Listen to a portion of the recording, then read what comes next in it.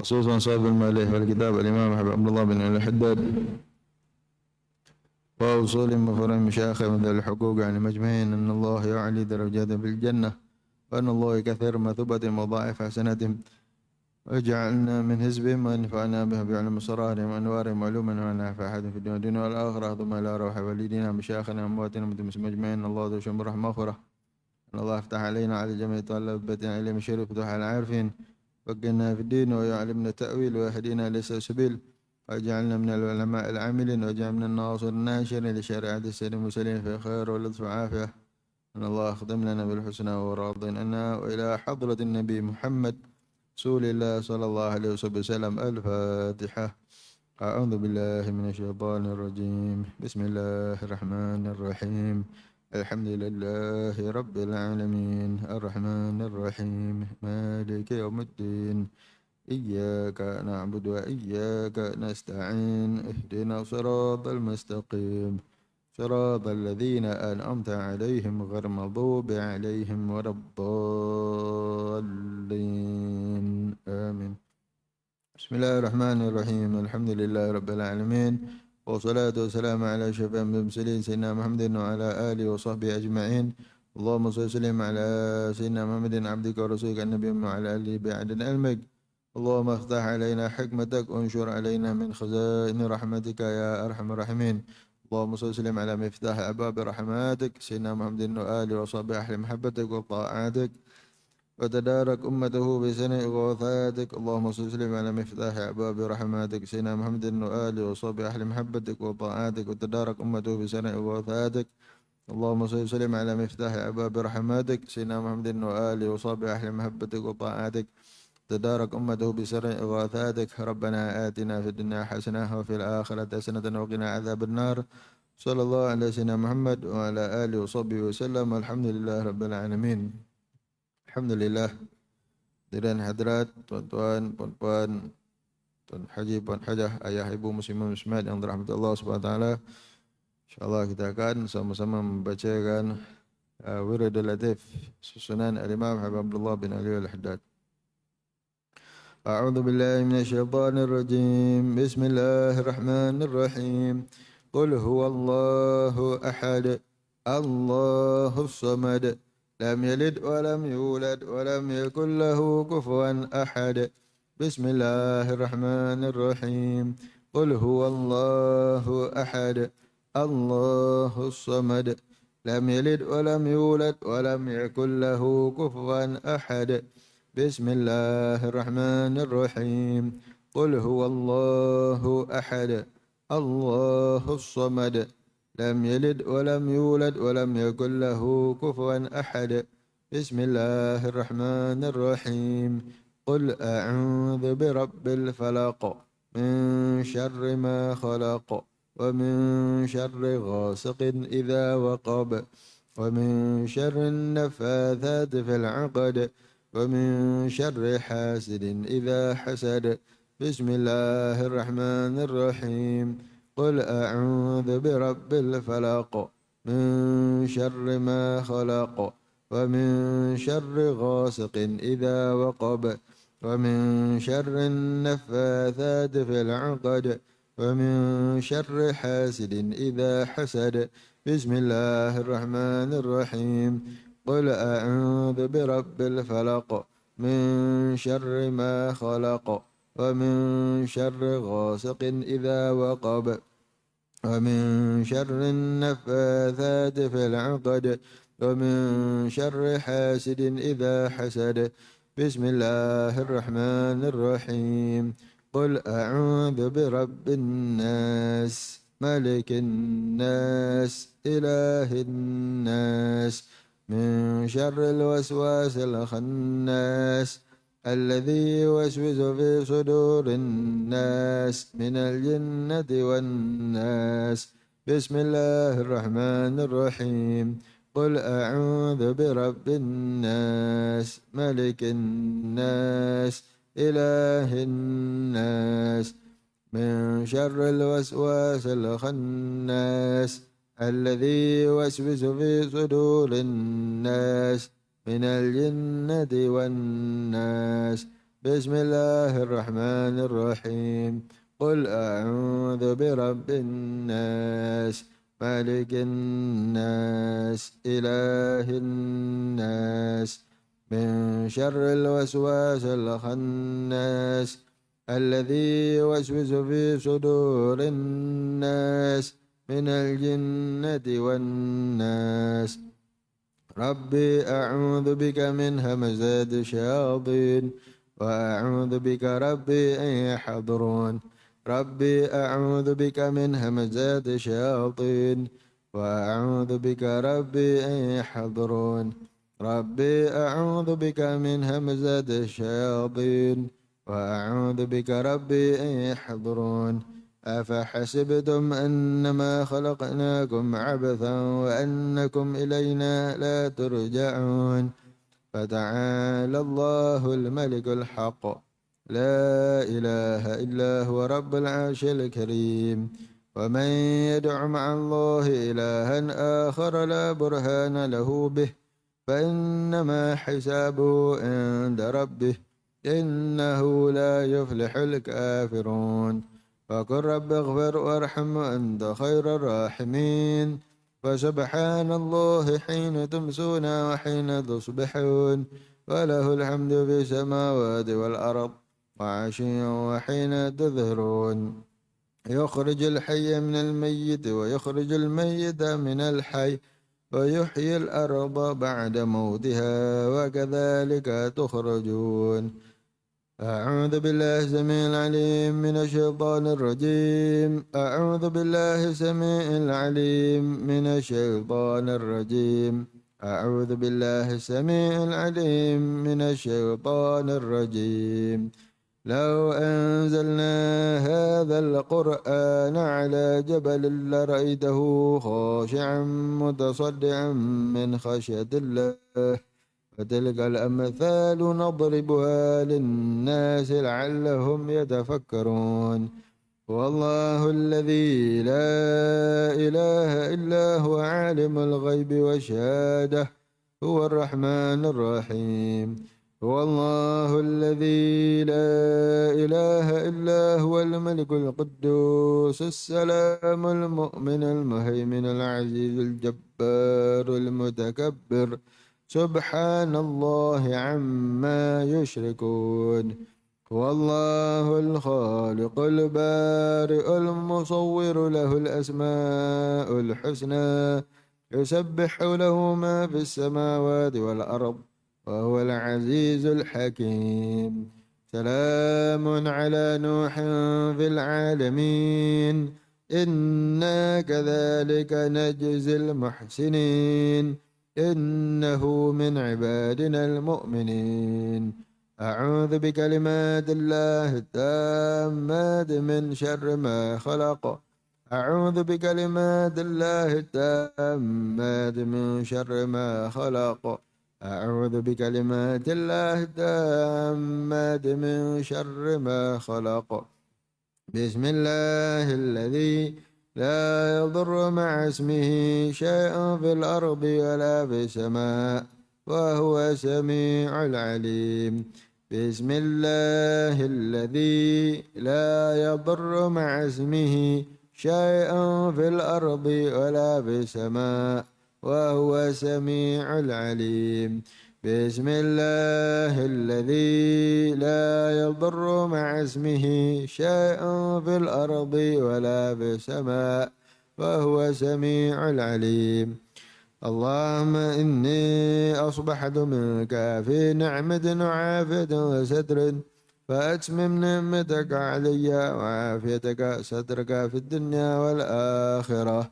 اللهم إني أصبحت منك في نعمة وعافية وستر، فأتمم نعمتك علي وعافيتك سترك في الدنيا والآخرة. اللهم إني أصبحت منك في نعمة وعافية وستر، فأتمم نعمتك علي وعافيتك سترك في الدنيا والآخرة. اللهم إني أصبحت أشهدك وأشهد حملة عرشك وملائكتك وجميع خلقك أنك أنت الله لا إله إلا أنت وحدك لا شريك لك، أن سيدنا محمدا عبدك ورسولك.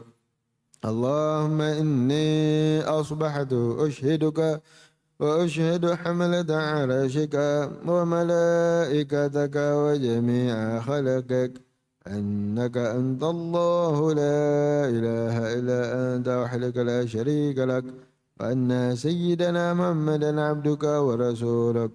اللهم إني أصبحت أشهدك وأشهد حملة عرشك وملائكتك وجميع خلقك أنك أنت الله لا إله إلا أنت وحدك لا شريك لك، أن سيدنا محمدا عبدك ورسولك. اللهم إني أصبحت أشهدك وأشهد حملة عرشك وملائكتك وجميع خلقك أنك أنت الله لا إله إلا أنت وحدك لا شريك لك، أن سيدنا محمدا عبدك ورسولك. الحمد لله رب العالمين حمدا يوافي نعمه كيف مزيده. الحمد لله رب العالمين حمدا يوافي نعمه ويكافئ مزيده. الحمد لله رب العالمين حمدا يوافي نعمه ويكافئ مزيده. آمنت بالله العظيم وكفرت بالجبت الطاغوت واستمسكت بالعروة الوثقى لا انفصام لها والله سميع عليم. آمنت بالله العظيم وكفرت بالجبت والطاغوت واستمسكت بالعروة الوثقى لا انفصام لها والله سميع عليم. آمنت بالله العظيم وكفرت بالجبت والطاغوت واستمسكت بالعروة الوثقى لا انفصام لها والله سميع عليم. رضيت بالله ربا وبالإسلام دينا وبسيدنا محمد صلى الله عليه وآله وسلم نبيا ورسولا. رضيت بالله ربا وبالإسلام دينا وبسيدنا محمد صلى الله عليه وآله وسلم نبيا ورسولا. رضيت بالله ربا وبالإسلام دينا وبسيدنا محمد صلى الله عليه وآله وسلم نبيا ورسولا. حسبي الله لا إله إلا هو عليه توكلت وهو رب العرش العظيم. حسبي الله لا إله إلا هو عليه توكلت وهو رب العرش العظيم. حسبي الله لا إله إلا هو عليه توكلت وهو رب العرش العظيم. حسبي الله لا إله إلا هو عليه توكلت وهو رب العرش العظيم. حسبي الله لا إله إلا هو عليه توكلت وهو رب العرش العظيم. حسبي الله لا إله إلا هو عليه توكلت وهو رب العرش العظيم. حسبي الله لا إله إلا هو عليه توكلت وهو رب العرش العظيم.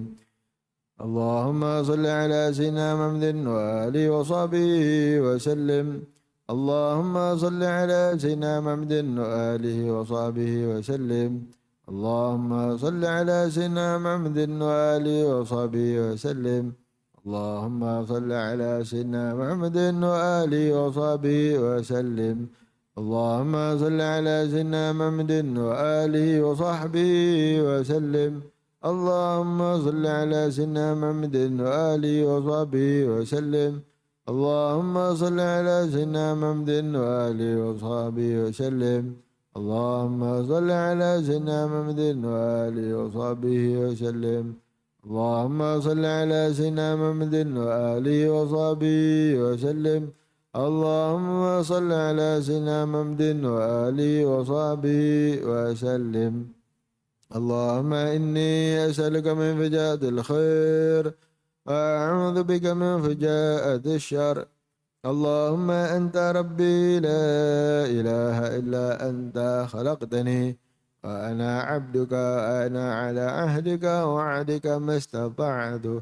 أعوذ بك من شر ما صنعت أبوء لك بنعمتك علي وأبوء بذنبي فاغفر لي فإنه لا يغفر الذنوب إلا أنت اللهم أنت ربي لا إله إلا أنت عليك توكلت أنت رب العرش العظيم ما شاء الله كان وما لم يشأ لم يكن ولا حول ولا قوة إلا بالله العلي العظيم أعلم أن الله على كل شيء قدير وأن الله قد أحاط بكل شيء علما اللهم إني أعوذ بك من شر نفسي ومن شر كل دابة أنت آخذ من ناصيتها إن ربي على صراط مستقيم يا حي يا قيوم برحمتك أستغيث ومن عذابك أستجير أصلح لي شأني كله ولا تكلني إلى نفسي ولا إلى أحد من خلقك طرفة عين اللهم إني أعوذ بك من الهم والحزن وأعوذ بك من العجز والكسل وأعوذ بك من الجبن والبخل وأعوذ بك من غلبة الدين وقهر الرجال اللهم إني أسألك العافية في الدنيا والآخرة اللهم إني أسألك العفو والعافية والمعافاة الدائمة في ديني ودنياي وأهلي ومالي اللهم استر عوراتي وآمن روعاتي اللهم احفظني من بين يدي ومن خلفي وعن يميني وعن شمالي ومن فوقي أعوذ بعظمتك أن أغتال من تحتي اللهم أنت خلقتني وأنت تهديني وأنت تطعمني وأنت تسقيني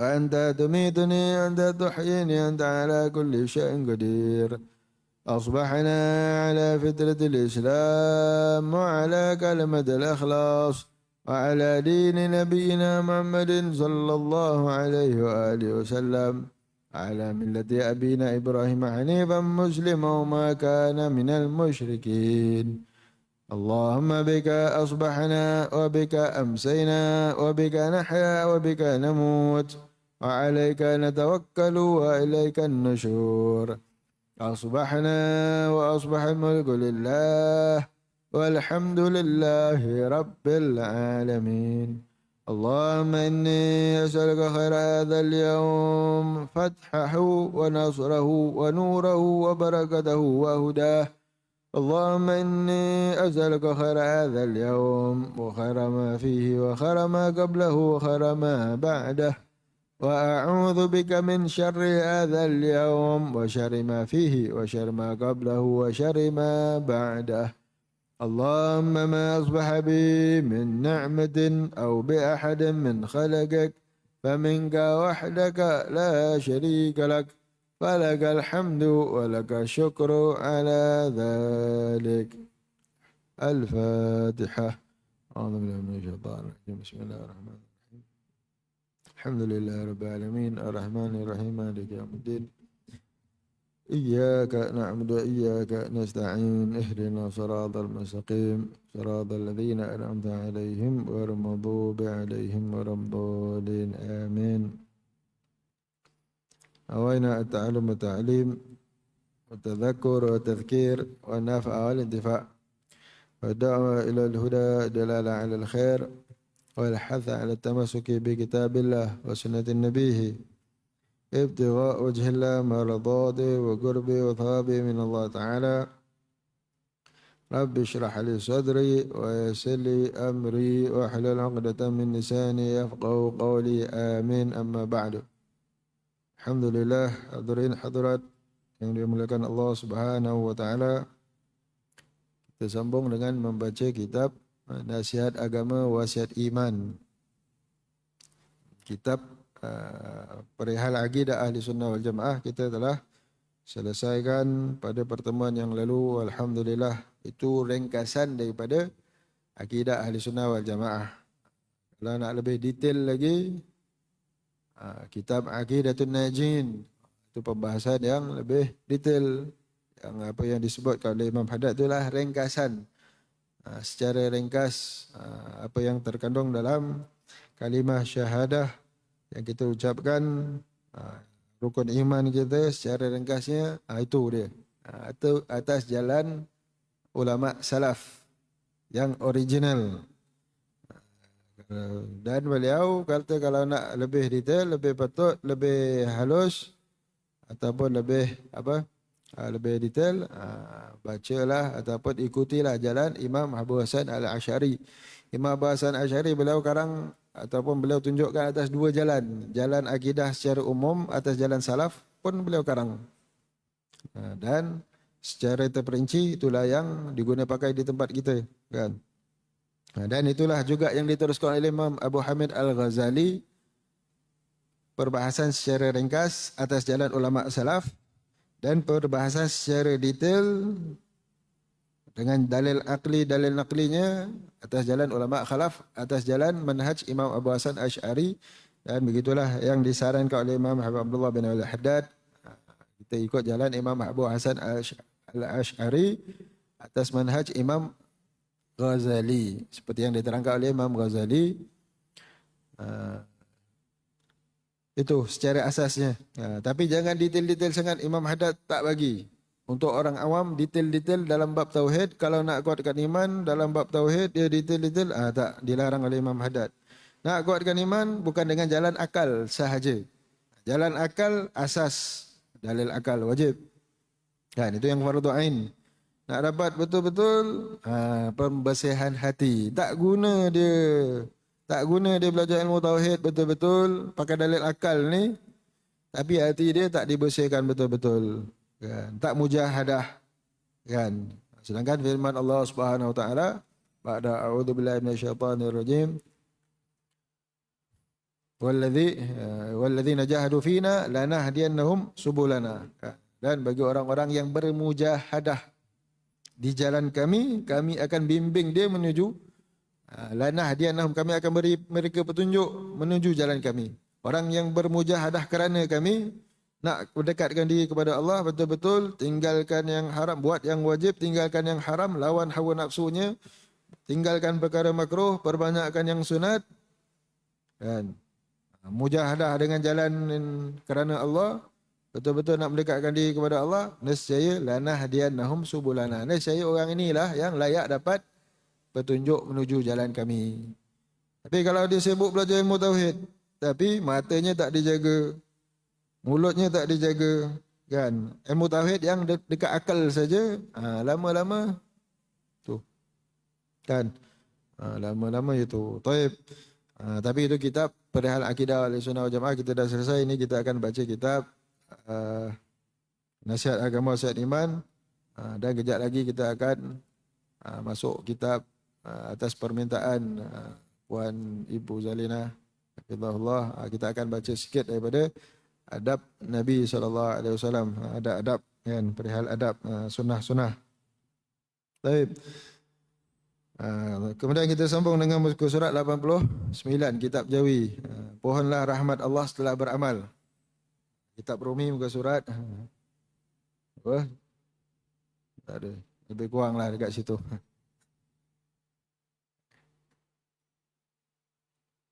Pohonlah rahmat Allah setelah beramal baik.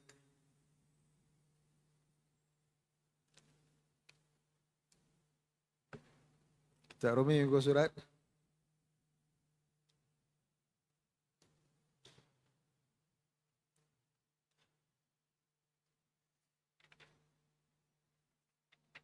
tak ada. Muka surat 50 8 80. 80. Kitab Jawi 89. Pohonlah rahmat Allah setelah beramal. Tajuk ataupun tajuk besar dia sikit, bila iman kokoh akan bertambahlah bimbang. Setelah daripada itu, pohonlah taufik untuk beramal soleh. Kemudian pohonlah rahmat Allah setelah beramal baik.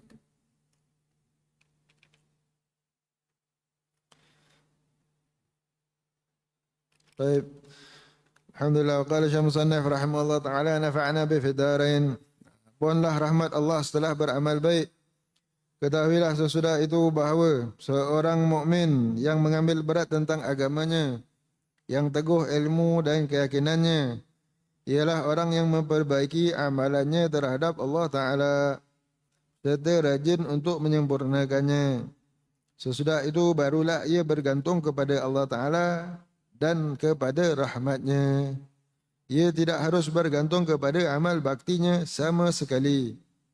Para anbiya, para ulama, para salafus salih dan orang-orang yang menurut jejak langkah mereka sesudah itu, semuanya berjalan atas dasar ini alaihimus salatu wassalam.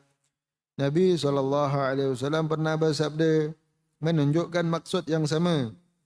Katanya, "La yadkhula ahadunil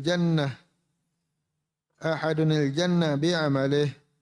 Qalu, "Wala anta ya Rasulullah." Qala, "Wala ana illa an yataghammadani Allahu birahmatih." Artinya tidak ada seorang pun yang boleh memasuki syurga dengan amalannya. Para sahabat bertanya, "Apakah engkau pun sama juga wahai Rasulullah?" Jawab baginda, "Begitu juga aku. Melainkan jika Allah meliputkanku di dalam rahmatnya." Sebagai contoh, Nabi SAW sendiri amat rajin mengerjakan amal soleh sehingga kedua tumitnya bengkak kerana terlampau banyak sembahyang di waktu malam. Alhamdulillah. Jadi itu tajuknya sambungan daripada pertemuan yang lalu, iaitu supaya perbaikan amal, minta taufik untuk beramal. Minta taufik untuk beramal. Kalau kita orang yang orang yang banyak buat amal taat, banyak tinggalkan larangan. Kalau orang itu banyak buat maksiat, tinggalkan apa yang diperintah, sepatutnya imannya, sepatutnya dia lebih takut, kan? Sepatutnya dia lebih takut. Dan bila dia bertambah amal, bimbangnya pun lagi takut patutnya, kan? Bila iman kokoh, akan bertambahlah bimbang, takut-takut itu, kan? Orang yang bersiap sedia untuk peperiksaan, dia dah baca banyak dah, rasa macam tak cukup lagi, kan? Tapi kalau orang yang tak bersedia, santai-santai aja, kan? Relax aja, kan? Sebab dia tak bersedia. Kalau tak ada amal, tak cukup amal, kita rasa kurang, minta taufik untuk dapat beramal, kan? Dapat minta taufik, kena minta daripada Allah. Ini pertemuan yang lalu, minta taufik untuk dapat beramal. Bila dah beramal, kan? Bila kita dah beramal, ini ceritanya bila dah beramal, apa dia? Yang wajib, alhamdulillah semua buat. Yang haram, dosa-dosa besar tak buat. Dosa-dosa kecil buat, tapi cepat-cepat bertaubat. Contoh satu orang ini, ataupun memang langsung dia tak buat, kan? Sunat-sunat memang dia buat. Ini cerita ini untuk orang yang macam ini, kan? Lepas tu dia boleh bergantung dengan amal. Ni aku ni confirm syurga ni, kan? Aku ni confirm syurga. Boleh macam itu tak? Tak boleh, kan? Tak boleh macam itu. Bila dah beramal, dah buat amal, apa yang patut dia buat? Minta rahmat Allah. Kita tak tahu amalan yang kita buat itu Allah terima tak terima. Kita punya solat fardu, kan? Allah terima tak terima. Kita punya maksiat, dosa maksiat, pastinya, kan? Itu pastinya itu. Tapi amalan-amalan kita tak ada satu pun yang kita tahu terima, kan? Hatta Imam Syekh Abu Bakar bin Salim rahmatullah alaih, beliau Masya Allah dalam ibadahnya beliau mengatakan, kalau aku tahu satu tasbih aku Allah terima, nescaya aku akan jamu penduduk Kota Tarim ini dengan bur dan daging, buat harisa, kan? Nak bagi satu penduduk Kota Tarim makan. Kalau tahu satu tasbih Allah terima, tapi tak tahu, kan? Amalan kita tak tahu. Solat yang sah, rukun solat, satu solat yang sah rukun solatnya, syarat sahnya itu, rukun solatnya betul, perkara yang batalkan solatnya, maka solat ini sah. Solat yang sah belum tentu diterima Allah. Tapi kalau solat itu diterima Allah, pasti solat itu yang sah, kan? Kalau solat itu batal, memang tak diterima lah, kan? Rukunnya tak betul, syarat sahnya tak betul. Jadi solat yang sah belum tentu diterima. Maka ini dia. Jadi setelah kita dah betul dah buat apa yang disuruh, tinggalkan apa yang dilarang, apa yang patut kita buat, bergantung dengan rahmat Allah. Bergantung dengan rahmat Allah, ikut jejak langkah para nabi, para ulama, para salafus saleh. Kan? Jangan bergantung dengan amalan, tapi bergantung dengan rahmat Allah. Itu yang kalau rahmat Allah, penzina bagi anjing minum air, bagi anjing minum air, dia rasa diri dia hina, banyak buat maksiat kepada Allah, anjing ni lagi mulia, anjing mati tak ada masuk neraka, kan? Jadi dia rasa anjing ni lagi patut hidup daripada dia, kan? Lalu dia ambil air, turun, masuk perigi, cedok kan pakai kasut dia, lepas tu dia gigit dekat mulut, dia panjat balik naik atas, dia bagi anjing tu minum, dapat rahmat Allah, Allah ampunkan dia, masuk syurga Allah Subhanahu Wa Taala, kan? Satu wanita salihah, satu wanita yang rajin beramal ibadah, tapi kucing dia dikurung, kan? Kucing dia dikurung, mati kucing itu tersiksa, kan? Dia berjalan, lepaskan sayang, kan? Nak lepaskan sayang nanti hilang agaknya, kan? Ini sekarang lah orang nak hantar orang jaga mahal, nak orang jaga hotel kucing kan mahal. Jadi apa dia buat, dia nak berjalan cuti seminggu, balik kampung ke mana, kucing dibiar dalam sangkar. Makan tak makan, nasib-nasib lah kalau pandai-pandai dia nak hidup, kurung dalam sangkar. Maka itu hadis Nabi SAW cerita, satu orang wanita ahli ibadah masuk neraka sebab kucing. Dia itu. Yang wanita ahli maksiat tadi itu masuk syurga mendapat ampunan Allah kerana anjing bagi minum anjing. Maka ini rahmat Allah Subhanahu Wa Taala. Amal ibadah setelah kita buat, kita bergantung dengan rahmat Allah, itu kerja kita, kan? Jangan bergantung dengan ibadah yang kita dah buat. Ini jalan siapa? Jalannya Nabi, para anbiya alaihi wassalatu wassalam, para ulama salafus salih. Ini hadis Nabi SAW. La yadkhula ahadunal jannah bi amalih. Tak ada seorang pun yang boleh masuk syurga dengan amalannya. Qalu wala anta ya Rasulullah, Tuhan juga ke? Wala ana, bahkan aku juga tak masuk syurga dengan sebab amalan semata-mata, akan tetapi dengan rahmat Allah Subhanahu Wa Taala, kan? Sebagai contoh, Nabi SAW sendiri amat rajin mengerjakan amal soleh, sehingga kedua tumit baginda bengkak kerana terlampau banyak sembahyang, kan? Sayyidah Aisyah radhiyallahu anha tengok Rasulullah solat tumit bengkak-bengkak tumit kaki. Sayyidah Aisyah tanya, ya Rasulullah, bukankah Tuhan telah diampunkan apa yang terdahulu yang telah terkemudian? Nabi SAW menjawab, afalam akun abdan syakura, apakah tak patut untuk aku menjadi hamba yang bersyukur, kan? Maka begitu keadaan Nabi SAW. Walaupun begitu, sungguh-sungguh ibadahnya, setiap masa, setiap saatnya berlalu dalam ibadah, tetap berharap dengan rahmat Allah Subhanahu Wa Taala. Adapun orang yang rajin mengerjakan amal soleh, kemudian ia bergantung atas amalan itu, adalah orang yang ujub, yakni megah dengan dirinya, berani dengan Tuhannya. Mungkin suatu masa kelak ia akan diuji Allah dengan sesuatu bala, sehingga ia sedar akan dirinya yang bersifat lemah itu, dan bahawasanya segala amal soleh itu tidak mungkin berlaku jika tidak dengan rahmat dan kurnia Allah. Firman Allah Subhanahu Wa Taala, ba'da a'udzu billahi minasyaitonir rajim, walaula fadlullahi 'alaikum wa rahmatuhu ma zaka minkum min ahadin abada walakinnallaha yuzakki man yasha wallahu samiun 'alim. Artinya, dan kalaulah tiada kerana kemurahan Allah dan rahmatnya kepada kamu, tiada seorang pun di antara kamu yang bersih buat selama-lamanya. Akan tetapi Allah mensucikan orang-orang yang disukainya dan Tuhan itu maha mendengar dan maha tahu. Adalah diceritakan bahawa seorang hamba Allah telah beribadah kepada Allah Ta'ala selama 500 tahun. Pada hari kiamat, Allah berkata kepadanya, "Wahai hamba-Ku, masuklah syurga dengan rahmat-Ku."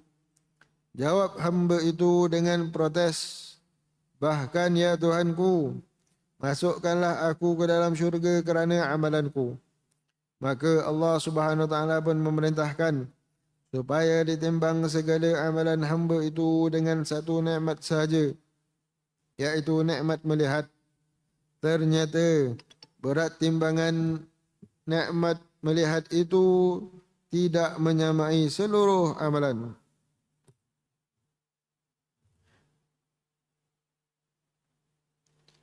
Seluruh berat amal ibadahnya. Sedang di atas hamba itu masih ada banyak lagi nikmat-nikmat lain yang masih belum ditimbang. Maka Allah pun memerintahkan supaya ia dibawa masuk ke dalam neraka. Ketika itu barulah hamba itu sedar.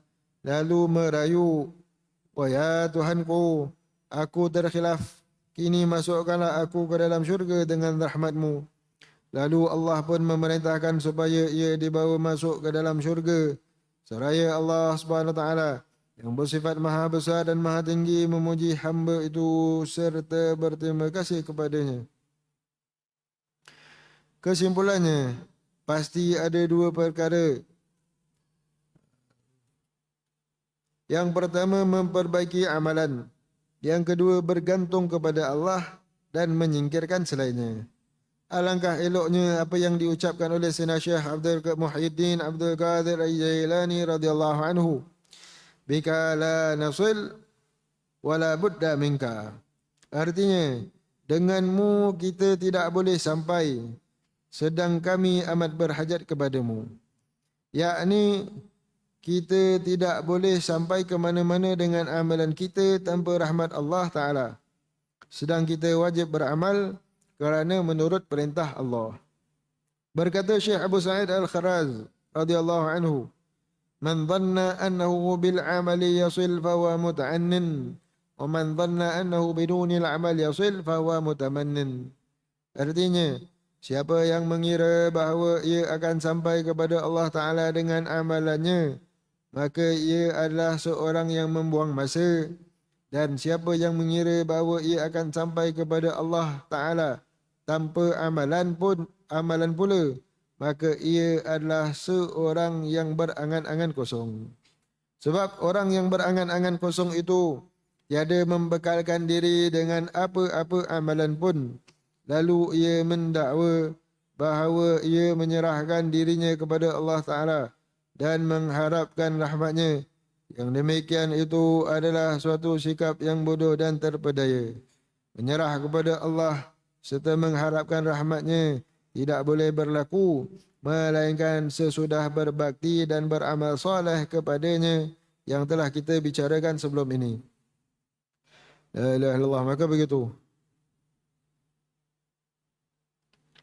Orang yang rajin beramal. Adapun orang yang rajin mengerjakan amal soleh, kemudian ia bergantung dengan atas amalan itu oleh orang yang ujub.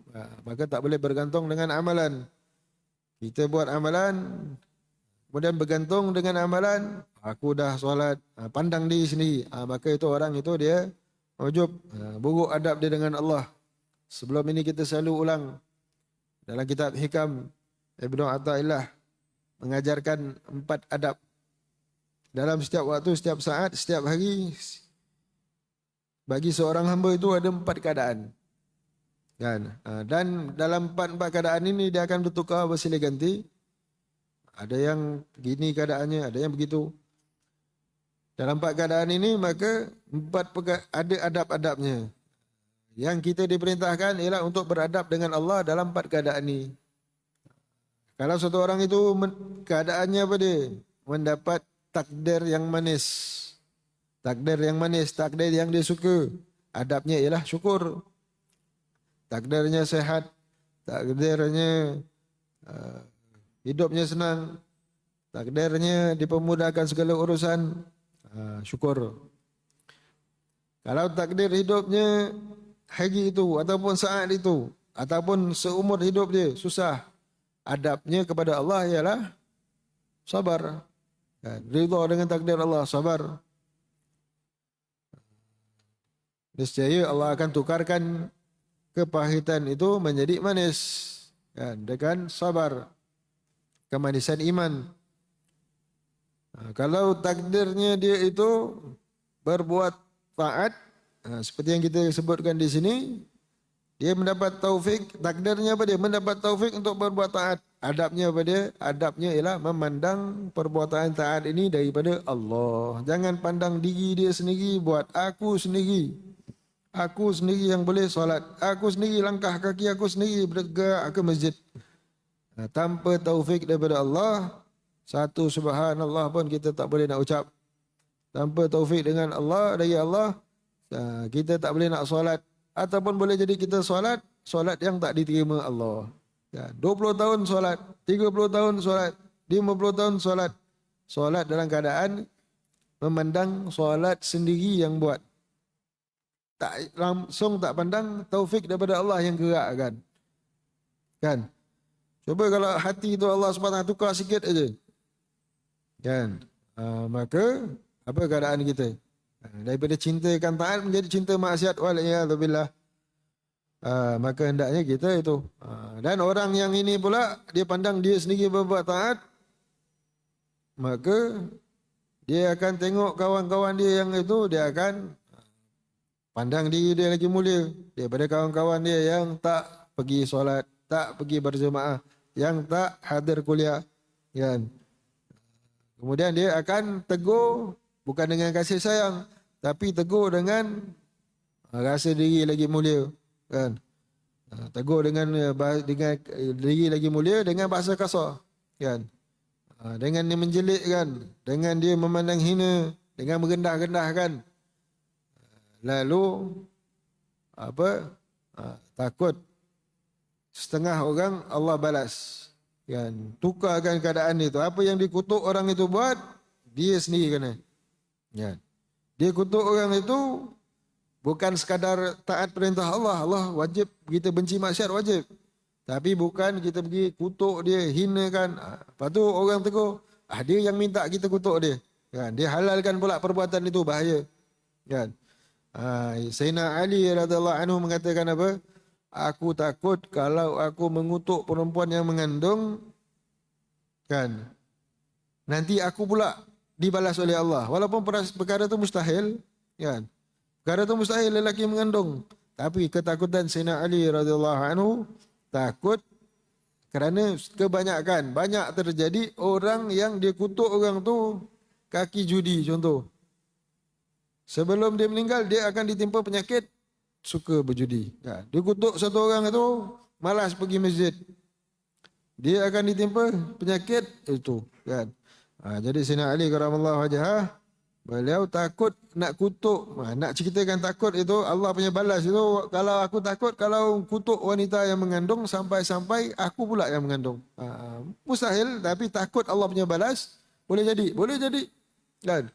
Ada baru beberapa tahun lepas, satu orang lelaki, perut dia makin membesar, kan? Orang kampung kutuk dia, dah macam perempuan mengandung, kan? Rupanya dalam perutnya ada apa? Ada kembar dia, kan? Ada kembar dia daripada sejak kecil. Kembar dia tak duduk dalam perut dia, kan? Subhanallah. Lepas dia belah apa? Itu. Jadi perkara nampak macam mustahil adat, kan? Tapi Sayyidina Ali radhiyallahu anhu punya takut begitu. Jangan kutuk orang. Punca dia kutuk sebab apa? Sebab dia pandang diri dia boleh berbuat amal sendiri. Kan? Maka ini adab. Kan? Adab bila kita dapat taufik berbuat amal taat, itu pandang Allah yang gerakkan. Kan? Allah yang gerakkan. Dan kalau dapat taufik, kalau takdirnya berbuat maksiat, adabnya ialah sentiasa bertaubat kepada Allah daripada hati, menyesal betul-betul daripada hati, berazam untuk itu. Itu maka adabnya. Ya, sentiasa menyesal atas perbuatan itu, tidak membiarkan, apatah lagi menyalahkan takdir. Taib. Jadi itu. Jadi kalau orang yang bergantung dengan amalannya itu orang itu ujub, kan? Orang itu ujub. Dia pandang dirinya berani dengan Tuhannya. Mungkin suatu masa kelak ia akan diuji Allah SWT dengan suatu bala, sehingga ia sedar akan dirinya yang bersifat lemah itu. Jadi orang yang macam ini setengahnya Allah SWT uji, kan? Dengan buat maksiat. Guru kita Al-Habib Ammar hafizahullah beliau terangkan, ketika bila satu orang yang berjalan menuju kepada Allah dia boleh bebas betul daripada maksiat, kan? Dia boleh bebas betul daripada maksiat apabila dia yakin betul-betul, dia pandang betul-betul dia tak mampu berbuat taat, meninggalkan maksiat melainkan dengan taufik Allah. Tapi kalau dia tak pandang begitu, dia buat taat, dalam taat itu ada maksiat juga kerana dia pandang maksiat taat itu, kan? Dalam berbuat taat itu dia pandang diri dia berbuat taat, nescaya dia akan diuji dengan perbuatan maksiat supaya dia sedar diri balik, kan? Keadaan dia daripada meningkat jatuh, supaya dia sedar, supaya dia perbetulkan taubat, kan? Perbetulkan taubat. Dia beramal, bila datang ujub, dia tak ubat penyakit ujub itu, akan jatuh maksiat balik. Kerana bila satu orang dia buat maksiat, dia akan rasa hina, kan? Tadi dia dapat buat taat, ibadah, dia dapat solat, berjemaah, dia rasa mulia, kan? Dia rasa diri dia dah mulia dah, dapat buat taat. Bila dia buat maksiat, baru dia sedar diri balik. Allah, kan? Hina, aku sama je macam orang lain kalau tak ada taufik Allah, kan? Ada kisah satu orang soleh, selama berapa tahun, 20 tahun, dia solat saf depan. 20 tahun dia solat berjemaah saf depan, tak tinggal. Satu hari Allah SWT uji dia, sakit perut ke apa ke, datang lambat. Datang lambat, duduk saf belakang. Bila duduk saf belakang, dia punya rasa malu tu, dia punya rasa malu tu, buat solat dia tak khusyuk, kan? Malu orang tengok. Selalu hari-hari haji ni duduk saf depan, kali ni duduk saf belakang pula, kan? Dia punya rasa malu. Malu betul. Dah lah lambat masuk. Dia rasa malu. Lepas itu datang ilham dalam hati dia, kesedaran dalam hati dia. Ya Allah, agaknya selama ni aku solat kat saf depan itu aku tak ikhlas agaknya, kan? Bukan kerana Allah, aku sibuk orang punya pandangan rupanya, kan? Duduk saf depan, duduk saf belakang, dah rasa malu begini. Rupanya aku selama ni solat selama 20 tahun kat depan itu dalam keadaan ujub. Astaghfirullahalazim. Duduk kat depan, suka, seronok. Duduk saf belakang, rasa malu, kan? Malu orang tengok, apa kata orang. Agaknya selama ni aku solat kerana orang. Lalu beliau qada balik 20 solat itu, kan? Beliau rasa selama ni aku solat bukan kerana Allah, nakkan pandangan orang. Sekali diuji Allah datang lambat, hati sibuk. Apa malunya, kan? Hati sibuk berkata-kata, selama ni baru tersenggap, selama ni rupanya aku solat tak ikhlas. Lalu beliau ulang balik solat beliau tu, kan? La ilaha illallah. Maka itu maka itu, kan, mungkin suatu masa kelak ia akan diuji Allah SWT dengan sesuatu bala, sehingga ia sedar akan dirinya yang bersifat lemah itu. Balaknya apa dia? Balak ibadah itu, kan? Balak amalan itu. Diuji dengan maksiat itu, kan? Dibalakkan dengan maksiat. Apa yang dihinakan orang, itu dia akan dapat. Dia punya soal itu. Dan balak ini pun sebagai satu rahmat sebenarnya, kan? Balak yang kalau ini sebenarnya satu rahmat daripada Allah, supaya orang ni tersedar, kan? Supaya orang ni tersedar, kan? Walan nudhiqannahum minal adzabil adna dunal adzabil akbar la'allahum yarji'un. Kami akan beri mereka azab yang kecil, bukan azab yang besar, supaya mereka kembali kepada Allah, kan? Dirasakan azab. Azab kat dunia belum balak lagi, kan? Kalau ada satu orang kena balak, itu belum balak lagi, kalau orang itu kembali kepada Allah. Tapi kalau dah kena balak pun, diuji pun dengan musibah pun, dia makin jauh daripada Allah, itu baru betul dia menempah azab yang besar, kan? Maka azab yang kecil-kecil ini wala nudziqanna min azabil adna, yang rendah, yang bawah, supaya peringatan daripada Allah supaya kembali kepada Allah. Kan? Maka satu orang itu akan diuji dengan Allah dengan balak dengan suatu maksiat. Kalau dia bertaubat, syukur kepada Allah, dapat taubat, alhamdulillah. Kan? Supaya kita sedar bahawa kita ni lemah. Kita dengan orang lain sama aja. Kita dengan ahli maksiat mana yang kita pandang hina tu sama aja. Tak payahlah kita nak kutuk orang tu, nak kutuk orang ni, nak hina orang tu, orang hina orang ni, sama aja. Kalau Allah nak tukar hidayah, nak tukar keadaan dia, bila-bila boleh. Kan? Bila-bila masa. Kan? Allah SWT nak campakkan hidayah dalam hati dia, 100% boleh berubah. Banyak tak yang kita tengok? Banyak sangat dah yang kita tengok. Zaman kita Allah SWT tukarkan keadaan. Kan, yang depan mata kita banyak, yang kisah orang terdahulu lagi banyak, kan. La ilaha illallah. Maka itu supaya apa? Jangan kita bergantung dengan amalan. Kan. Dan firman Allah Subhanahu wa taala, dan bahwasanya segala amal soleh itu tidak mungkin berlaku jika tanpa dengan rahmat Allah dan kurnia Allah. Kan. Walaula fadlullahi alaikum wa rahmatuhu ma zaka minkum min ahadin abada. Walakin Allah yuzakki man yasha wallahu samiun alim. Dan kalaulah tidak kerana kemurahan Allah dan rahmatnya kepada kamu, tiada seorang pun di antara kamu yang bersih buat selama-lamanya. Akan tetapi Allah mensucikan orang-orang yang disukainya. Walakin Allah yuzakki man yasha. Allah pilih untuk mentazkiyah, membersihkan, menyucikan zahir dan batin orang-orang yang Allah kehendaki untuk bagi hidayah. Kan? Maka itu dan kita bergembira dengan kelahiran insan yang menjadi sebab penyucian kita pun dengan perintah Allah. Apa dia? Qul bi fadlillahi wa bi rahmatihi fa bidzalika falyafrahu. Allah perintahkan bergembira, kan? Bergembira dengan apa dia? Dengan bi fadlillah wa bi rahmatihi. Dengan apa dia? Bi fadlillah. Apa dia? Al-Quran, dan rahmatnya apa dia? Nabi SAW. Kan, orang kafir, ayat itu turun kerana orang kafir kata, orang kafir bergembira, kami banyak harta, kami lagi mewah daripada orang Islam. Kan, zaman Nabi. Kan, orang Islamnya ditindas, dihina kan. Kami lagi orang kaya-kaya, Arab Quraisy, kan, Arab Jahiliah itu. Harta-harta riba. Dia berbangga dengan harta yang kemewahan, kemegahan yang dia miliki. Kan?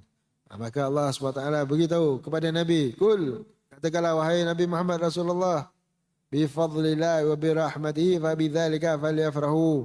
Dengan rahmat Allah, dengan kurniaan Allah dan rahmatnya, maka dengan itu lebih baik, lebih patut untuk kami bergembira. Perintah Allah untuk bergembira dengan Al-Quran. Maka itu kita sambut hari nuzul Al-Quran. Bergembira dengan rahmatnya. Punca cahaya sebab kita dapat rahmat Allah apa dia?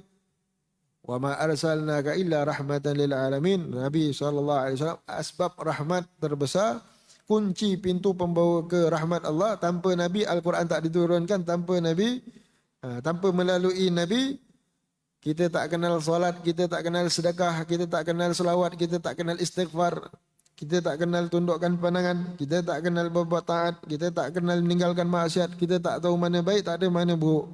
Kan? Maka dengan sebab Nabi, maka itu kita sambut hari punca rahmat Allah SWT melaluinya tersebar. Kan? Habidzalika fafrahu. Maka itu yang kita sambut 12 Rabiul Awal atas pendapat yang jumhur. Kan? Ada orang kata, buat apa sambut 12 Rabiul Awal? Itu tarikh Nabi wafat. Jawabnya yang pertama, ikut niat awak. Awak nak sambut tarikh Nabi wafat, niat awak gembira dengan kewafatan Nabi, itu awak punya niat. Kita punya niat nak sambut hari kelahiran Nabi. Itu satu.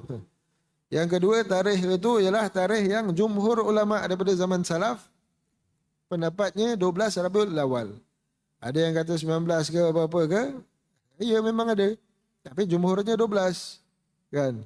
Jumhurnya, majoritinya 12, kata 12. Dan begitulah zaman berzaman. Majoriti ulama umat Islam ambil tarikh 12 sebab itu pendapat majoriti. Kalau awak ada tarikh yang lain, yang awak rasa itu lagi tepat, Silakan jom kita sambut. Yang penting sambut itu.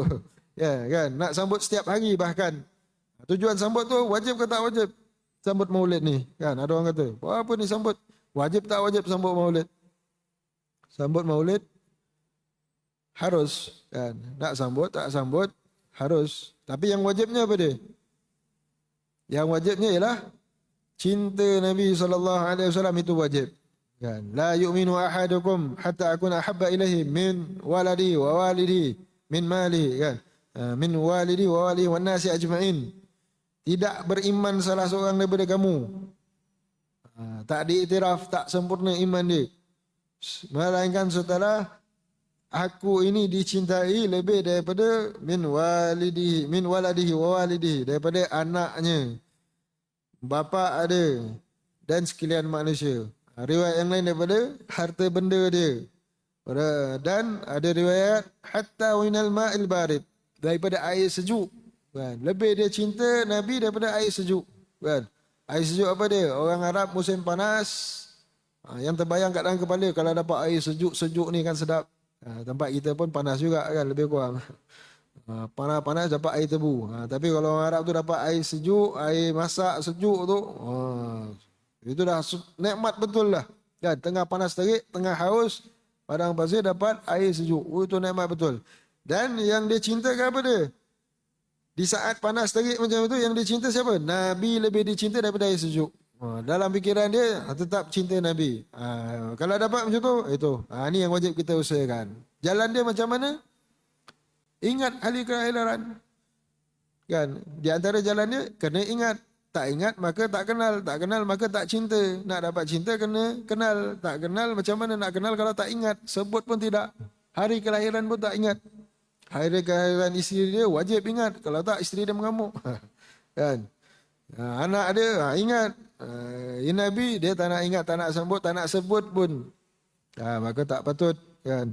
Yang wajib sambut Maulid, tak sambut itu tak yang wajib cinta Nabi itu. Maka jalan dia apa dia? Dengan memperingati, kan? Dengan memperingati, dengan banyakkan selawat, dengan membaca sirah. Dan itulah yang dibuat dalam majlis Maulid. Itu yang Imam Abdul Rahman Ad-Daibai mengatakan, walau amilna kulla yaumin li Ahmad maulidan kad kana wajib. Kalaulah setiap hari kami buat maulid ini untuk Nabi Muhammad, masih batas wajib tu masih tak lepas. Sebab apa? Hati ini, cinta dalam hati ini selalu berbolak-balik, kan? Bila time ingat, time duduk baca sirah Nabi, cinta Nabi. Balik je habis majlis maulid, pegang je handphone. Tengok je Facebook. Hilang terus. Duduk dalam majlis, Masya Allah khusyuk, menangis-nangis, kan? Dengan itu rindu nak beramal dengan apa yang penceramah ceritakan. Balik rumah sebelum tidur nak ingat penceramah cakap baca selawat paling kurang 20 kali. 10 pagi 10 petang, tak boleh sebelum tidur 20 kali. Lagi bagus 300 kali. Nanti semua hajat dipermudahkan Allah. Kan? Dia berazamlah sebelum tidur. Itu jadi sebab untuk mimpi jumpa Nabi, kan? Ada 2 tahun lepas satu orang dia patut operation. Dia patut operation penyakit berbahaya. Lalu apa dia? Lalu malam kat hospital tu dia punya amalan selawat tu masih dia tak tinggal. Amalan selawat itu masih tak tinggal sebelum tidur. Selawat apa yang dia baca? Selawat Ibrahimiyah, selawat paling afdal. Kan? Allahumma shalli ala Muhammad wa ala sayyidina kama shallaita ala Ibrahim wa ala sayyidina Ibrahim wa barik ala sayyidina Muhammad wa ala sayyidina Muhammad. Kan itu. Dia baca tak tinggal. Malam itu malam patut esok operation, malam itu dia mimpi jumpa Nabi Ibrahim. Nabi Ibrahim datang, aku Ibrahim, ini anak aku Ismail, itu Nabi kamu Nabi Muhammad. Aku datang sebab ziarah kamu sakit dan dan kami yang datang kerana kamu selalu baca selawat Nabi Ibrahim, kan? Selawat nama aku disebutkan, maka aku datang ziarah. Lalu disentuhkan dadanya, penyakit apa yang kat jantungnya ke apa, kanser ke apa, disentuhkan, didoakan. Akhirnya esok nak buat operation, cek balik semula, hilang. Hilang dah, kan? Hilang. Cek lagi sekali, hilang. Cek sekali, tak ada apa, tak jadi operation. Kan? Disembuhkan oleh Allah SWT berkat selawat. Kejadian 2 tahun lepas. Yang diceritakan oleh Habib bin Kazim hafizahullah malam tadi kan. Jadi itu.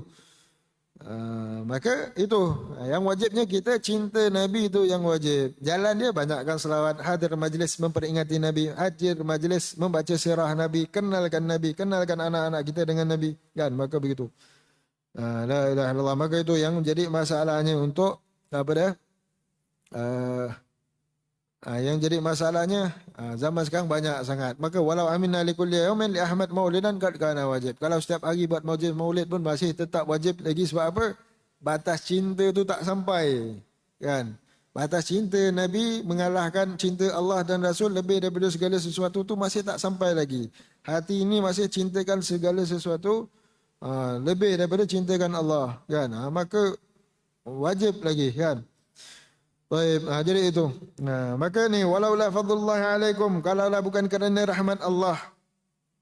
Tanpa rahmat Allah ma zaka minkum min ahadin abada. Allah SWT ingatkan bahawa dengan rahmat Allah lah satu orang itu boleh jadi baik, satu orang itu boleh masuk Islam, satu orang itu boleh istiqamah, satu orang itu boleh bersalawat istighfar. Maka kenal ingat akan rahmat Allah itu. Fadlu min Allah wa rahmatih kan. Rahmat Allah, kurniaan Allah dan rahmat Allah. Maka kena sedar itu. Bila tak sedar, itu yang akan diuji. Kan? Itu yang akan diuji. Itu yang Allah SWT ceritakan. Ada satu orang hamba. Imam Haddad ceritakan ada satu orang hamba. Daripada hadis Nabi. Bani Israel. Dia dah beribadah 500 tahun. Tiba-tiba diisytiharkan nanti. Dia akan masuk syurga dengan rahmat. Jadi dia rasa macam tak puas hati. Dah penat-penat ibadah 500 tahun, masuk syurga dengan rahmat. Lalu dia protes, ya Allah nak masuk syurga dengan amalanku. Kan, 500 tahun punya ibadah. Kalau masuk syurga dengan rahmat, siapa-siapa boleh masuk. Kan, hatta penzina itu tadi kan. Dapat rahmat Allah, masuk syurga. Dia nak tengok sejauh mana ibadah dia. Lalu, baik. Sekarang ditimbang. Allah SWT memerintahkan ditimbang amalan dia. Yang 500 tahun itu. Dengan nikmat apa? Nikmat mata. Nikmat dapat melihat. Nescaya berat lagi nikmat melihat. Tak dapat lawan dengan ibadahnya 500 tahun. Lalu Allah perintahkan untuk dia dimasukkan ke dalam neraka. Lalu akhirnya dia bertaubat. Dia minta ampun, minta maaf. Minta bersandar kembali kepada rahmat Allah. Lalu dimasukkan syurga dengan rahmat Allah Subhanahu wa ta'ala. Maka kesimpulannya, pasti ada dua perkara yang patut kita buat, iaitu memperbaiki amalan. Dan yang kedua, bergantung kepada Allah dan menyingkirkan selainnya. Ini kerja kita. Kerja orang yang nak beramal, nak menuju pada Allah, tugas kita sentiasa memperbetulkan diri. Kan? Memperbetulkan diri. Asal terbuat silap, terbuat maksiat, cepat-cepat taubat, istighfar, jangan dibiarkan. Buat taat, kan? Sentiasa pastikan diri buat apa yang disuruh, tinggalkan apa yang dilarang. Perbanyakkan yang sunat, tinggalkan apa yang makruh. Kan? Kerja kita. Dan sentiasa, kan? Apa hal keadaan kita serah pada Allah. Kan? Jangan bergantung dengan amal.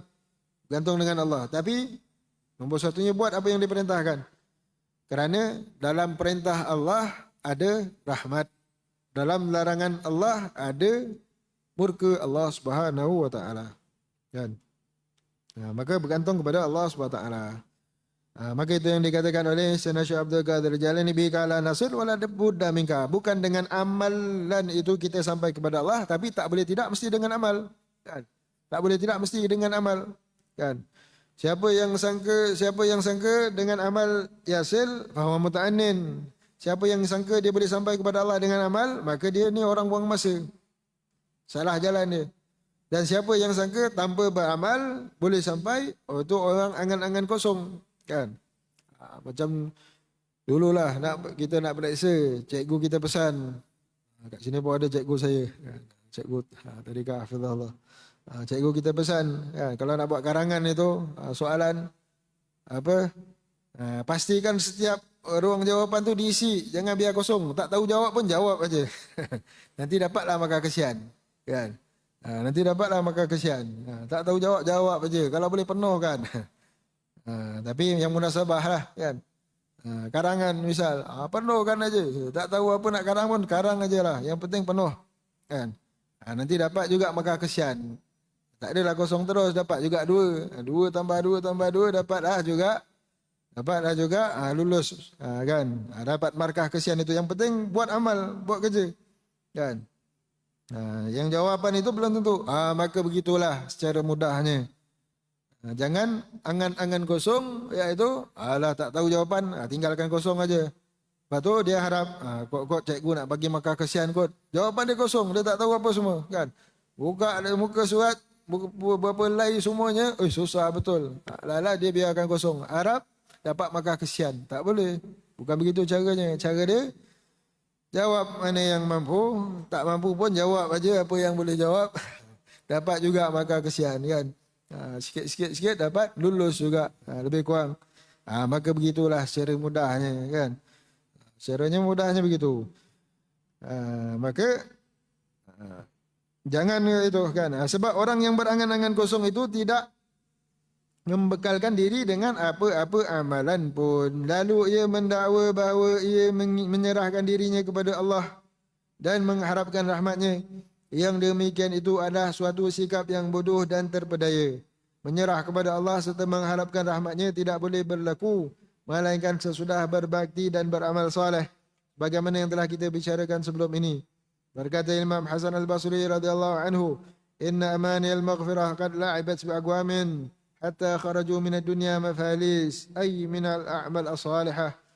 Artinya, sesungguhnya mencita-citakan pengampunan itu telah memperdayakan banyak orang sehingga mereka meninggalkan dunia ini dalam keadaan bankrupt, yakni muflis, yakni tidak mempunyai bekalan amal soleh sama sekali. Beliau menambah, innal mu'min jama'a ihsanan wa khaufan, wa innal munafiq jama'a isa'atan wa amnan. Artinya sesungguhnya orang mukmin itu berbakti seraya gementar terhadap Allah Ta'ala.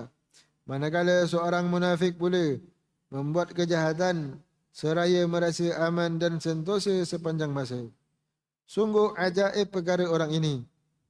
Sepatutnya sifat takut itu lebih layak disifati oleh orang yang membuat kesalahan kerana dia khawatiri akan ditimpa kemurkaan Allah.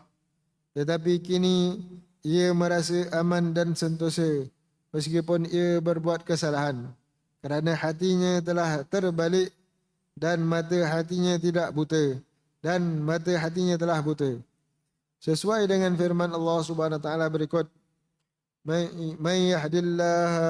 Man yahdillahu fahuwal muhtadi wa man yudlil falan tajid lahu waliyan mursyida. Artinya, siapa yang dipimpin Allah, maka dia telah mendapat pimpinan yang benar, dan siapa yang disesatkannya, maka dia adalah akan engkau mendapatkan baginya kawan yang akan memberikan untuknya pimpinan ke jalan yang benar.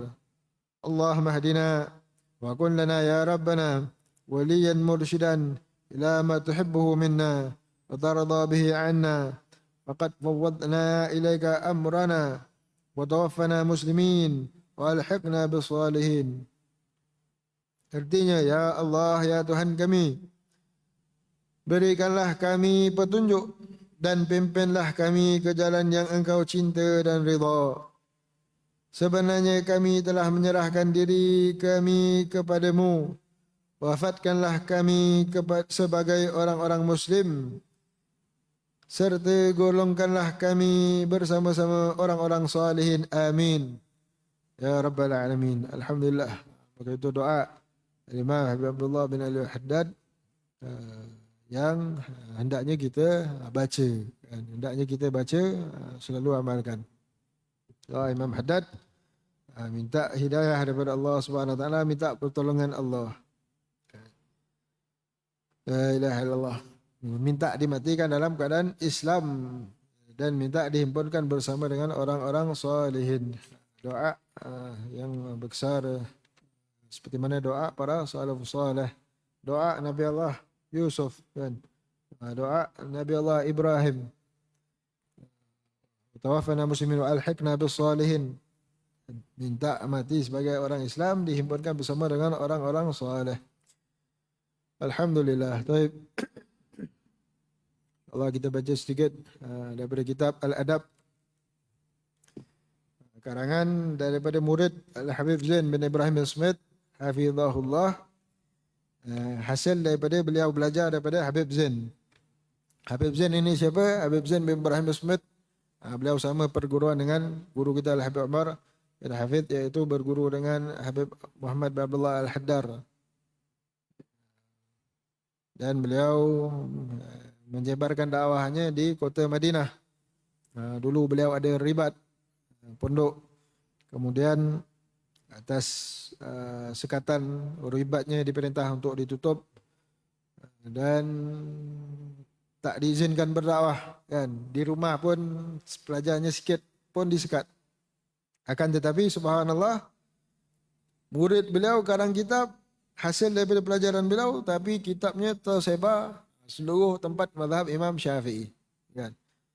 Beliau digelar Imam Syafi'i Saghir, junior, Imam Syafi'i junior. Sebab apa? Ilmu fiqihnya beliau luar biasa. Ilmu fiqih beliau luar biasa dan mudah faham. Di antaranya kitab Takriratus Sadidah kan. Kitab Takriratus Sadidah karangan murid beliau Habib Hasan Said Muhammad Hasan Al-Kaf.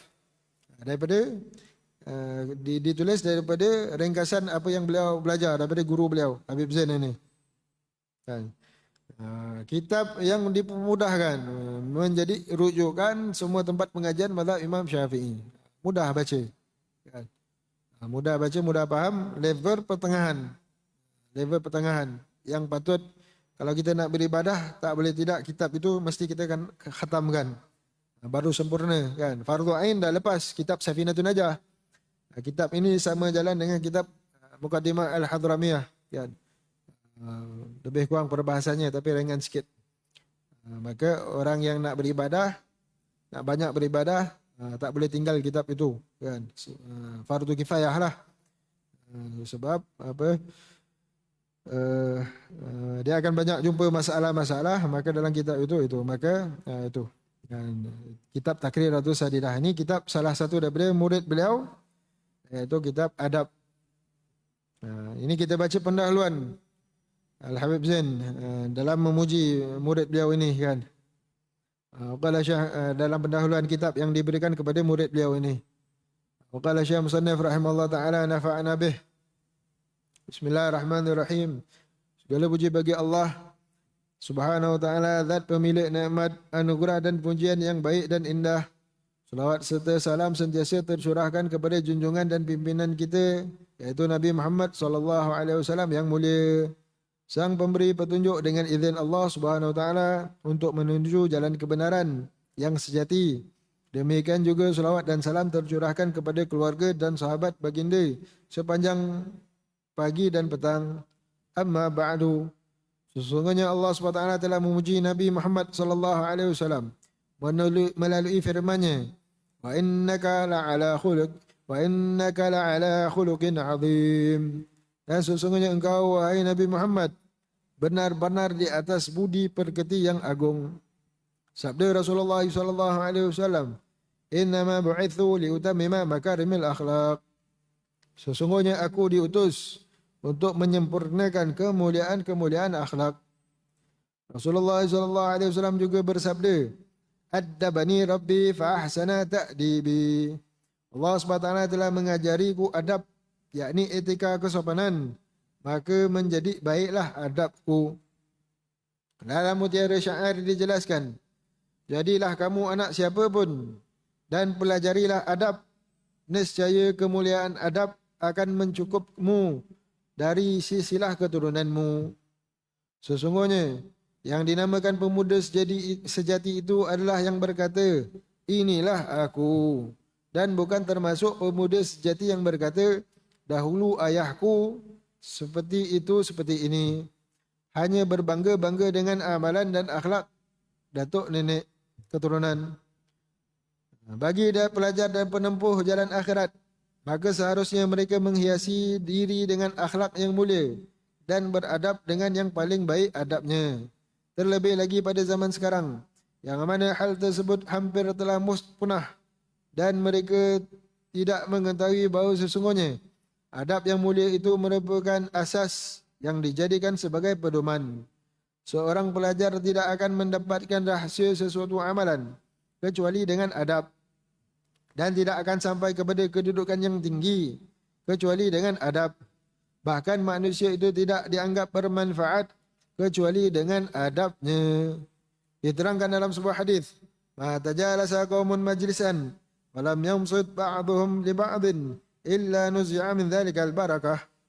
Tidaklah suatu kaum duduk berkumpul dalam sebuah majlis dan mereka tidak saling menghormati di antara sesama mereka, kecuali keberkahan yang mereka dapatkan akan dicabut oleh Allah Subhanahu wa taala. Nabi SAW juga bersabda, "Akrimu auladakum wa ahsinu adabahum." Muliakanlah anak-anak kalian dan perbaikilah adab-adab mereka. Para salafus saleh berkata, satu qirat dari adab lebih baik dari setimba besar ilmu tanpa adab. Satu timba kecil dari adab lebih baik daripada sebesar timba ilmu tanpa adab. Al-Imam Abdullah ibn al-Mubarak radhiyallahu anhu berkata, sedikit dari adab lebih kami perlukan daripada ilmu pengetahuan yang banyak. Dan sebahagian dari mereka wali Allah berkata, meninggalkan adab dapat mengakibatkan seseorang terusir. Maka barang siapa adabnya buruk di dalam rumah, niscaya dia akan dihalau ke pintu. Dan jika adabnya buruk di pintu, niscaya dia akan dihalau ke kandang haiwan. Adab itu bukanlah sebatas adab zahir sahaja, iaitu hanya sebatas anggota tubuh yang diam dan menundukkan kepala saja. Namun adab sejati yang sesungguhnya adalah adab hati, yakni batin. Dan mutiara syair dijelaskan, menundukkan pandangan mata tidaklah bermanfaat jika pandangan mata hati tidak ditundukkan, yakni tidak beradab. Dan adab batin itu hanya dimiliki oleh seseorang yang selalu berusaha untuk membersihkan dirinya dari sifat yang buruk, kemudian dia menghiasinya dengan sifat-sifat yang baik, seperti lemah lembut, kasih sayang terhadap hamba-hamba Allah Subhanahu wa taala, dan berprasangka baik kepada Allah Subhanahu wa taala dan juga kepada makhluk Allah Subhanahu wa taala. Inilah yang disebut dengan ilmu raqaiq, yakni ilmu yang melembutkan hati, ataupun ilmu tasawuf. Kerana akan melembutkan hati serta mendekatkanmu kepada alam gaib.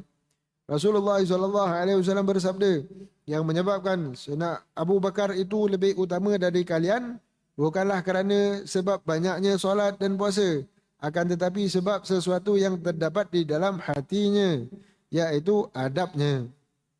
Kemudian, sesungguhnya aku telah mencermati apa yang telah dikumpulkan dan menjadi karya tulisan murid kami yang mulia dan pandai, Muhammad Amin bin Idrus bin Syekh Abu Bakar bin Salim, iaitu berupa faedah-faedah dan catatan yang jarang ada, iaitu tentang adab. Maka aku mendapatinya sangat sesuai dengan harapan dan insya-Allah bermanfaat bagi pemula dan generasi muda. Aku berdoa kepada Allah Subhanahu wa taala, semoga Allah Subhanahu wa taala memuliakan penulis dengan pahala yang agung dan berlimpah banyak, serta meneruskan manfaat karyanya yang istimewa ini terus menerus hingga hari kiamat.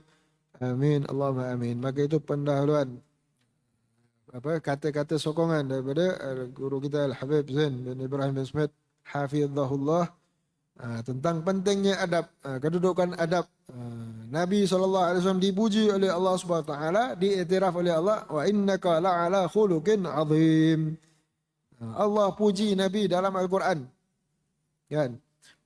Wa innaka la'ala khuluqin azim, kerana adab Nabi SAW. Dan innama bu'itsu liutammima makarimal akhlak, aku pun diutuskan, yakni kata Nabi, untuk sempurnakan adab. Adabani Rabbi ahsana ta'dibi. Yang ajarkan aku adab siapa? Allah. Guru adab Nabi siapa? Allah Subhanahu wa taala. Kan? Dan kalau satu orang itu tak beradab, hilang barakah. Kan? Dan perintah Nabi sallallahu alaihi wasallam supaya muliakan anak-anak, perbaikan adab-adab mereka. Dan berkata ahli sufi, kedudukan adab tu pentingnya macam mana? Kalau satu orang itu beradab, dia akan dibawa masuk majlis. Macam orang kita lah. Satu kawan kita ni yang memalukan kita, ente ni tak boleh bawa masuk majlis. Kan? Buat malu kan. Maka begitu. Ini kata-kata ahli sufi. Beliau mengatakan apa dia? Satu orang kalau buruk adab dia dalam rumah, jadi tetamu, buruk adab. Tak boleh. Duduk kat pintu sana. Dekat pintu ada adabnya juga. Dekat pintu pun dia buat bising. Kan? Dekat dalam majlis dia banyak bergerak di situ begini kan. Dia adab itu buat jatuh itu dan sebagainya. Tak boleh. Duduk kat pintu sana. Kat pintu pun adab kat pintu pun dia tak jaga. Duduk dekat kalau sini sebut kandang haiwan. Duduk kandang haiwan sana. Itu ahli sufi punya kata keraslah. Supaya kita terasa. Kan? Jadi begitu para ulama mengatakan nak masuk dalam hadrat Allah Subhanahu Wa Taala, nak jadi ahli majlis Allah, kena jaga adab kan. Jaga adab dengan Allah Subhanahu Wa Taala. Yang paling penting adab hati. Zahir penting, dan lebih penting ialah adab hati kan. Kan itu yang doa Nabi sallallahu alaihi wasallam, Allah maj'al sariratina khairan min alaniyatina. Ya Allah, jadikanlah batin kami lebih baik daripada zahir kami. Waj'al waj'al alaniyatina salihah. Jadikanlah zahir kami ini salih, luar baik, dalam lagi baik. Ya, jadi mudah-mudahan Allah SWT beri taufik kepada kita untuk kita beradab dengan adab-adab yang dibawa oleh Nabi SAW, melayakkan kita mendapat ridha Allah SWT, kurniakan kita kurniaan Allah SWT, mendapat taufik untuk sentiasa beradab daripada bangun tidur sampai kita tidur semula kan. Adab solat, jaga adab solat, adab berwuduk, adab masuk tandas, adab keluar tandas, adab makan, adab minum, adab bagi salam, adab bertegur sapa, adab keluar rumah, adab masuk rumah, adab masuk masjid, adab keluar masjid. Mudah-mudahan kita mendapat taufik untuk beramal dengan adab-adab yang sunnah-sunnah yang dibawa oleh Nabi SAW. Amin. Allahumma amin ala hadhihi ayat kunna sallallahu alaihi wasallam. Mana bi ashab salihin an Allah hawil ahwalana wa aba muslimin san hal na'udzu billahi min ahli dhalla fa'ala jahanna Allah yakhdim lana bil husna wa radin anna wa ila hadratin nabi Muhammad sallallahu alaihi wasallam. Al-Fatihah. A'udzu billahi minasyaitonir rajim. Bismillahirrahmanirrahim. Alhamdulillahi rabbil alamin arrahmanir rahim maliki yaumiddin.